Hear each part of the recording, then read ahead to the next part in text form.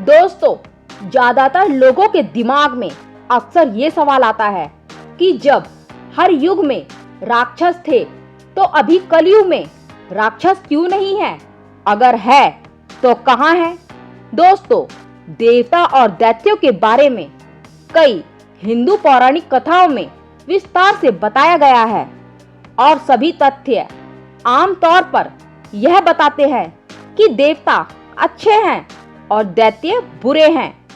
प्रारंभिक युगों में भगवान को दैत्यों को मारने के लिए अवतार लेना पड़ा था, लेकिन फिर इन असुरों को इस धरती पर फिर से जन्म लेना पड़ा क्योंकि उन्हें मुक्ति या मोक्ष नहीं मिला था। एक बार जब उनके पाप समाप्त हो जाते हैं तो वे फिर से मनुष्य के रूप में जन्म लेने के पात्र हो जाते हैं। इसका तो यही मतलब है कि कलयुग में भी दैत्य वास करते हैं। दोस्तों, सीधे साधे कहूं तो कलयुग का राक्षस हमारे मन में रहता है, क्योंकि मन के अंदर ही सारी बुरी भावनाओं का जन्म होता है। क्योंकि मन का कार्य हमारी बुद्धि को क्षीण करना है और जिसकी बुद्धि क्षीण हो जाती है, निश्चय ही उस मनुष्य का सर्वनाश पक्का है। अब मान लो कि आप एक अंधेरे कमरे में बंद हो और आपको ऐसा लग रहा है कि कोई आपके पीछे है, पर ऐसा कुछ भी नहीं, लेकिन आप डर के मारे कांप रहे हैं और इसी डर के कारण आपकी मृत्यु हो सकती है। इसलिए सावधान हो जाइए, क्योंकि आपका शत्रु बाहर नहीं है बल्कि आपके अंदर ही छिपकर बैठा हुआ है। इसलिए अपने मन को जितना हो सके नियंत्रण में करने की कोशिश करनी चाहिए। कलयुग का दैत्य और कहीं नहीं बल्कि हमारे मन में बैठा है। कलयुग में आपके लिए ऐसे लोगों को ढूंढना कठिन होता जाएगा जो कथनी और करनी दोनों में उचित, संतुलित, समझदार और सदाचारी हो।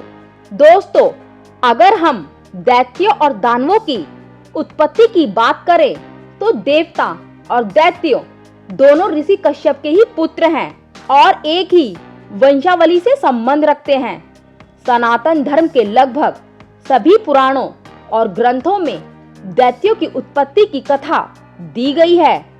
इन कथाओं के अनुसार ऋषि कश्यप की 14 पत्नियों में से दिति और अदिति नामक 2 प्रसिद्ध पत्नियां हुई हैं। अदिति के गर्भ से 12 आदित्यों का जन्म हुआ। ये 12 आदित्य हैं: इंद्र, वरुण, मित्र, अर्यमा, विवस्वान, पूषा, त्वष्टा, भग, सविता, धाता, विधाता और वामन। इन्हें ही देवता भी कहा जाता है। ऋषि कश्यप की दूसरी पत्नी दिति के गर्भ से हिरण्याक्ष और हिरण्यकश्यप नामक 2 दैत्यों का जन्म हुआ। दिति के पुत्र होने की वजह से इन्हें दैत्य कहा गया।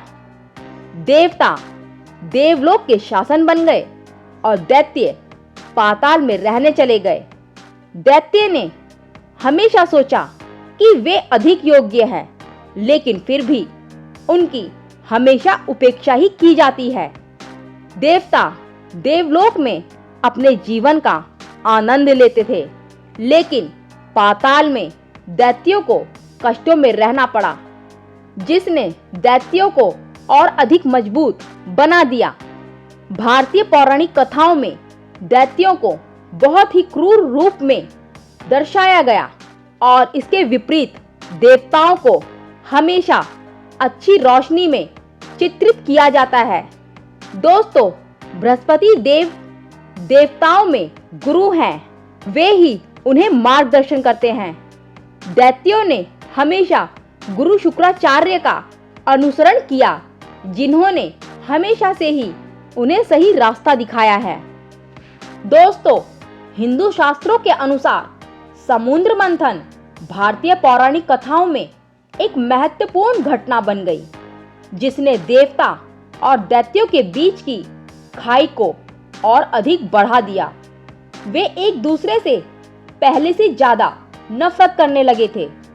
दैत्यों ने हमेशा त्रिदेव को दोष दिया कि वे हमेशा देवताओं का ही पक्ष लेते हैं। हालांकि फिर भी त्रिदेव ब्रह्मा, विष्णु और महेश से दैत्यों को ही अधिक वरदान मिला। दैत्यों में सत्व गुण नहीं था, लेकिन त्रिदेव उनको सदैव शक्तिशाली वरदान देते थे। त्रिदेव को दैत्य अपने कष्टपूर्ण तप से प्रसन्न करते थे। त्रिदेव में महादेव अपने भक्त की पूजा से आसानी से प्रसन्न हो जाते हैं। भगवान ब्रह्मा और भगवान विष्णु उनकी भक्ति से प्रसन्न होकर बहुत हिसाब से आशीर्वाद प्रदान करते थे। लेकिन महादेव भोलेनाथ हैं और जब वह खुश हो जाते हैं तो वह बिना कुछ सोचे समझे भक्त को सब कुछ दे डालते हैं। एक बार तो भगवान शिव ने देवी पार्वती जी को रावण को वरदान के रूप में दे दिया था। दैत्य शक्ति साधक थे और हमेशा ब्रह्मांड पर शासन करने की कोशिश करते थे। वे हमेशा देवताओं से आगे निकलना चाहते थे और अपने लिए सब कुछ चाहते थे। दैत्यों ने त्रिदेव से हमेशा वही वरदान मांगने की कोशिश की जिससे वे मारे ना जाएं और अजय हो जाएं, और त्रिदेव ने हमेशा दैत्यों के इच्छा अनुसार उन्हें वरदान दिया। फिर भी जब दैत्य अहंकारी और क्रूर हो गए तो त्रिदेव ने दैत्यों के संहार का मार्ग खोज निकाला। ऋषि कश्यप की दूसरी पत्नी दिति के पुत्र हिरण्याक्ष का वध भगवान विष्णु के वराह अवतार के द्वारा ही किया गया, जबकि हिरण्याकश्यप का वध भी भगवान विष्णु के नरसिंह अवतार के द्वारा किया गया। हिरण्याकश्यप के पुत्र प्रहलाद को भगवान विष्णु का महान भक्त माना जाता है। प्रहलाद के पुत्र विरोचन हुए और विरोचन के पुत्र दैत्यराज बलि हुए।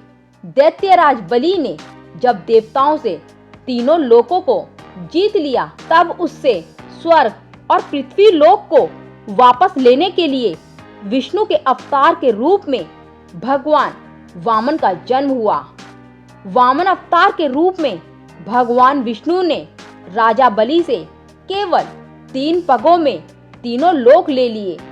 राजा बलि को वामन भगवान ने अमरता का वरदान दिया और उन्हें पाताल लोक का राजा बना दिया। तो दोस्तों, वीडियो कैसी लगी कमेंट में लिखकर जरूर बताना और वीडियो को लाइक जरूर करना।